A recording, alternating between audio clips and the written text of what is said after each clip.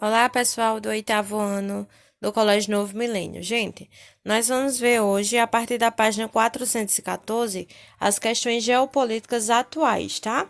Como a gente estava falando sobre Estados Unidos, a gente vai começar agora a falar um pouquinho sobre essas questões geopolíticas, né? Esse envolvimento aí que os Estados Unidos têm com relação a conflitos, né? E também com a questão aí do intervencionismo que os Estados Unidos ele faz juntamente com a ONU, né? E também com a OTAN, tá? Que no caso dos Estados Unidos, ele tem um grande poder de decisão realmente nas questões políticas atuais. Então, quando a gente fala de geopolítica, a gente realmente está falando aí de todas essas relações aí entre os países, relações de conflitos, relações aí de culturas, também de tomada de território, tá? Então, nós vamos tratar um pouquinho a respeito disso. Aqui no início, ó, ele começa dizendo o seguinte, vamos fazer a leitura, gente. Acompanha aí na página 414. Diz assim: após os atentados de 11 de setembro de 2001, os Estados Unidos reafirmaram a hegemonia militar por meio da invasão ao Afeganistão em 2002 e da ocupação sem aprovação do Conselho de Segurança da ONU do Iraque em 2003. Então, ó, a foto aí ao lado retrata o atentado terrorista ao World Trade Center, né? Que foi em 11 de setembro de 2001. Gente, o mais surpreendente desse ataque aí, no caso, foi a questão aí também do Pentágono, né? Que teve aí no caso, eram símbolos realmente dos Estados Unidos, na questão aí de ser os poderes econômico e militar do país, né? E que eles foram atingidos aí por aviões de passageiros, pilotados aí por terroristas, né? Então, esse atentado de 11 de setembro realmente ficou na história, né?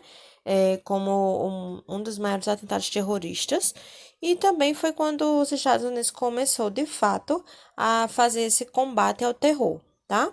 Então, desde então, o governo dos Estados Unidos, ele deu um início a uma rigorosa busca realmente por terroristas, né? Então, depois desse atentado aí do 11 de setembro, ele, no caso, começou a caça aí, por Osama Bin Laden, né? Que no caso foi apontado aí como líder do grupo fundamentalista islâmico Al-Qaeda, e ele foi considerado responsável aí pelos ataques. Com essa justificativa, né, quando os Estados Unidos realmente disseram, não, foi Osama Bin Laden que fez isso, ainda em 2001, os Estados Unidos, junto com o Reino Unido, atacou aí o Afeganistão, né, sob a alegação de que o país realmente estava dando abrigo, né? Estava protegendo, digamos assim. Estava protegendo aí Osama Bin Laden, tá? Então, essa proteção ao terrorista fez com que a gente tivesse esse ataque aí, tá certo? Então, ó, a intervenção militar, né, dos Estados Unidos derrubou aí o governo afegão nessa mesma época pelo grupo religioso ultrarradical que a gente chama de Talibã, né, que ele tinha aí relações com a Al-Qaeda e esse ataque aí no caso resultou aí na morte de Osama Bin Laden. Na verdade, né, ele não foi encontrado na época, mas algum tempo depois os Estados Unidos realmente afirmou que ele tinha sido morto, ok? Então, ó, de todos os atentados que a gente já teve na história, o atentado do 11 de setembro foi um dos mais críticos, né? E foi um dos que tiveram a maior repercussão, até mesmo porque a repercussão ela foi em tempo real, né? Muita gente conseguiu acompanhar em tempo real aí o atentado da primeira e principalmente da segunda torre, né? Aí, ó, o 11 de setembro ele foi, no caso, ele ficou na história e depois eles fizeram novamente mais duas torres, né? Pra, digamos assim, não necessariamente substituir, mas pra ser realmente um símbolo de poder aí, depois aí da queda das Torres Gêmeas, ok? Então, ó, continuando, diz assim: essas ações bélicas faziam parte da conhecida estratégia geopolítica estadunidense, que consiste em atacar preventivamente países que abriguem ou apoiem terroristas. Então, ó, um dos países que mais teve aí atentados, né? Foi os Estados Unidos, também a França, né? Mas isso acontece, gente, com muita frequência, atentados terroristas nos países da África. É porque a repercussão, ela é menor, né? A mídia, ela não coloca tão à vista aí essa questão desses atentados aí que ocorrem no continente africano.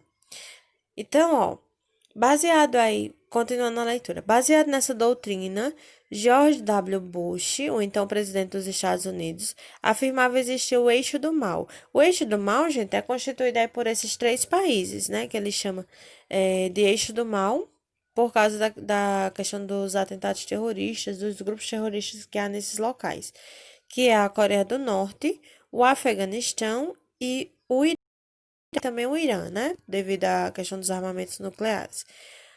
Aí, ó, segundo os Estados Unidos, esses países aí, eles ofereciam aí perigo à segurança mundial.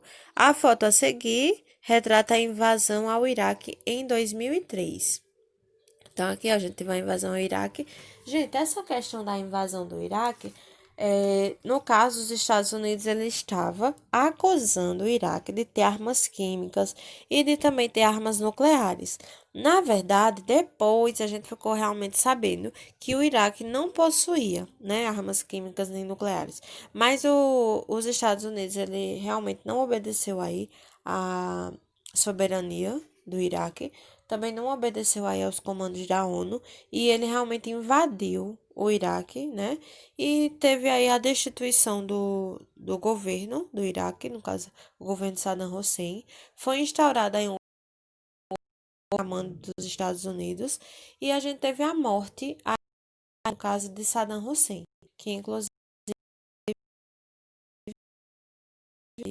foi uma morte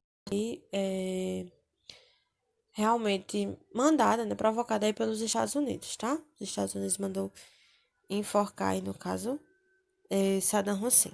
Então, essa doutrina Bush, né, ela tratava aí esses países do eixo do mal como países realmente rivais, tá? Então, essa invasão ao Iraque, ela ficou muito conhecida aí por essa guerra ao terror, realmente, tá? Então, em março de 2003, né, foi quando a gente teve aí essa invasão e a Inglaterra, no caso, ela estava do lado dos ajudou, inclusive, os Estados Unidos a invadir o Iraque, com o objetivo aí realmente de eliminar essas armas nucleares produzidas clandestinamente, né? No caso aí, sem a ONU permitir, tá? E no caso, quando o líder iraquiano Saddam Hussein ele foi deposto, né, e foi morto, aí realmente foi colocado aí esse governo provisório, que na verdade não funcionou, certo? Ok, pessoal? Então, ó, vamos continuar aí a leitura. Temos aí a política externa do presidente Bush marcou o surgimento de uma nova fase da geopolítica mundial, caracterizada sobretudo pela unipolaridade bélica e militar dos Estados Unidos, que buscava e ainda busca defender seus interesses econômicos e estratégicos em diferentes regiões do planeta. Então, gente, ó, os Estados Unidos gastam mais ou menos aí por ano 1 bilhão e 500 milhões de dólares em investimento militar, né? Investindo aí em caças, investindo em armamentos, né? Investindo aí no treinamento realmente dos militares e tudo mais. Então, ele gasta aí mais ou menos 1 bilhão e 500 milhões de dólares por ano, tá?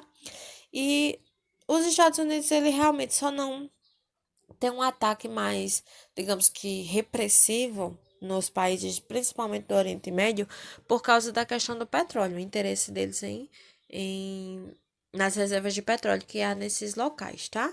Como a Venezuela tem uma posição totalmente diferente dos Estados Unidos, né? A Venezuela, apesar de possuir aí 85% das reservas de petróleo, ela não tem essa relação direta aí com os Estados Unidos. Então, os Estados Unidos dependem muito das reservas de petróleo que vêm lá do Oriente Médio, tá? Então, por isso que a repressão não é maior, ok? Aí, nós vamos ter aí, falando também a respeito desse conflito aí entre Estados Unidos e Coreia do Norte. Aí aqui, atualmente percebe-se que a política externa dos estadunidenses permanece em constante divergência com a da Coreia do Norte, que desenvolve projetos nucleares. Os dois países vivem em um clima de tensão, devido às incessantes ameaças do líder norte-coreano Kim Jong-un. O envolvimento em guerras levou o governo estadunidense a modificar o perfil do Estado intervencionista desde o New Deal, que no caso o New Deal a gente já viu em outras aulas, né? É, Em vez da redução dos gastos militares, houve a desarticulação do Estado de Bem Social, criado em 1930. Com isso, a população sofre, na atualidade, com a redução de investimentos em educação, saúde, habitação, previdência e com o aumento do desemprego. Nos Estados Unidos, não há um sistema de acesso à saúde, de modo que os convênios médicos existem na relação entre empresas e seus funcionários. Há somente dois serviços médicos públicos que atendem a idosos e a populações de baixa renda. No entanto, com a criação da Lei de Proteção e Cuidado Acessível ao Paciente, conhecida como Obamacare, o governo de Barack Obama conseguiu aprovar a reforma do sistema de saúde dos Estados Unidos e ampliou o atendimento para a população. A crise econômica de 2008, né, que no caso afetou também o Brasil, né, e vários outros países, se originou no setor imobiliário, como desde 1998 os bancos estimulavam os empréstimos, os clientes davam suas casas como garantia de pagamento. Esse fato, conhecido como bolha econômica, que supervalorizava os imóveis deixando-os acima do valor real, estourou quando os imóveis pararam de se valorizar, o que reduziu as garantias de empréstimos e provocou a crise que se alastrou pelo país e pelo mundo. Diante dessa situação, o Estado interveio no setor econômico com a finalidade de auxiliar as empresas que enfrentavam problemas financeiros. No entanto, essa intervenção não objetivou estatizar tais empresas, o que levou o governo estadunidense a tornar-se o grande acionista de muitas delas. Essa forma de intervenção foi amplamente criticada pela população, pois enquanto o governo auxiliava as empresas, milhões de pessoas perderam seus empregos ou foram despejadas de suas casas sem receber ajuda. Então, pessoal, como vocês estão vendo, a gente tem aí nessas questões geopolíticas também essa questão aí de crises econômicas, né? Por causa da relação aí dos países, certo? Então, a política expansionista aí dos Estados Unidos deu a ele um grande poder, né? A gente também teve aí nos Estados Unidos a questão aí dele ter vencido a Primeira e a Segunda Guerra, ter vencido também a Guerra Fria, e no caso, os Estados Unidos ele realmente se consolidou como uma superpotência. Só que qualquer crise, né, qualquer problema realmente socioeconômico que os Estados Unidos venham a sofrer, geralmente abala aí os países que têm essas relações aí comerciais com ele, tá certo? Como aconteceu aí nessa crise de 2008, que foi uma crise que iniciou, né, no setor imobiliário. Aí aqui, continuando, diz assim, segundo dados da Secretaria de Estatísticas Trabalhistas dos Estados Unidos, no decorrer de 2010 e 2011, o desemprego manteve-se em um índice próximo de 10%. Em 2017, diminuiu para 4,1%. Vale destacar que um país tem um desafio na área econômica, que é a concorrência com os produtos de países emergentes, principalmente os chineses. A gente já falou sobre isso em outras aulas, né? Que a China é um forte concorrente aí para os Estados Unidos, com a questão aí de dos produtos serem mais baratos e também, né, essa grande produção que a China tem, né? Que apresentam preços mais atrativos em virtude dos baixos custos de produção. Em 2014, ocorreu uma reaproximação histórica entre Estados Unidos e Cuba, promovida pelos líderes políticos dos dois países, Barack Obama e Raul Castro, respectivamente. Desde 1961, que existiu um embargo econômico entre os dois países promovidos pelos Estados Unidos com o intuito de enfraquecer o regime socialista de Cuba. Gente, com certeza vocês já devem ter visto aí, né, sobre Revolução Cubana em história, né?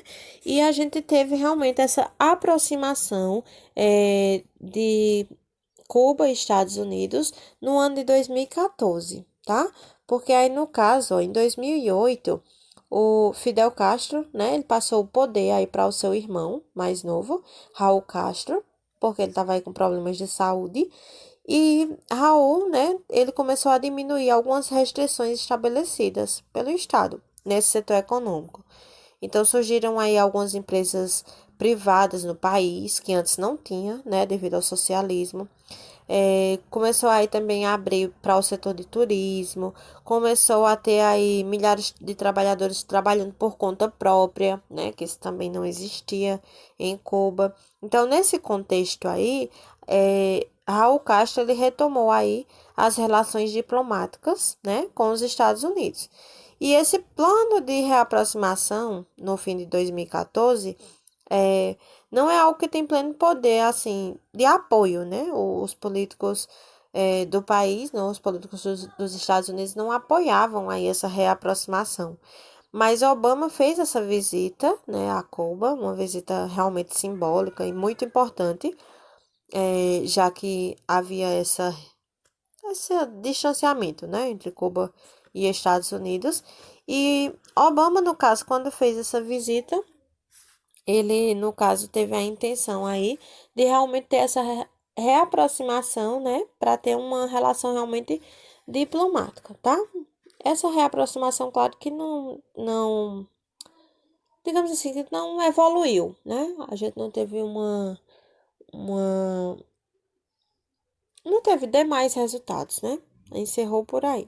Mas a gente hoje em dia já tem várias coisas em Cuba que, no caso, já foram modificadas depois dessa relação diplomática aí entre Barack Obama e Raul Castro, tá certo? É aqui, ó. Continua dizendo assim: a aproximação entre esses países conta com duas medidas: o fim do embargo econômico e a devolução da base de Guantánamo a Cuba, região que serve como complexo penitenciário estadunidense. E no caso, essa penitenciária estadunidense fica no território cubano, né? Aí, no entanto, com a chegada de Donald Trump ao governo estadunidense como presidente, a aproximação entre os dois países foi estagnada. No caso, ó, como eu falei para vocês, essa reaproximação não evoluiu, né? Porque o Barack Obama deu esse primeiro passo, fez essa visita diplomática, né? Fez toda essa relação aí de paz realmente com Raul Castro, mas Donald Trump, né, estagnou, ou seja, parou novamente essa relação diplomática aí, certo? Aí, aqui, outro aspecto importante a ser retratado é o acordo nuclear entre Estados Unidos e Irã, que inclusive, né, no início desse ano, no início agora de 2020, a gente teve aí uma ameaça do Irã, né, para os Estados Unidos, que tanto é que muita gente ficou realmente dizendo, vai ser a Terceira Guerra Mundial e tudo mais. Então, isso aí aconteceu agora no início desse ano de 2020. Aí aqui ele tá falando aí, ó, o acordo nuclear entre Estados Unidos e Irã, firmado em 2015, depois de meses de negociações, que só permite que o Irã desenvolva seu programa nuclear para fins pacíficos, médicos e industriais. Como vivemos em um mundo globalizado, é importante que tais problemas econômicos e sociais sejam desafios a serem enfrentados. Nessa perspectiva, o governo Trump segue pelo caminho oposto com sua política anti-globalização, que propõe barrar a entrada de produtos chineses e de imigrantes ao país, entre outros casos. Então, pessoal, na próxima aula a gente vai estar vendo aí a respeito de Canadá. Bons estudos!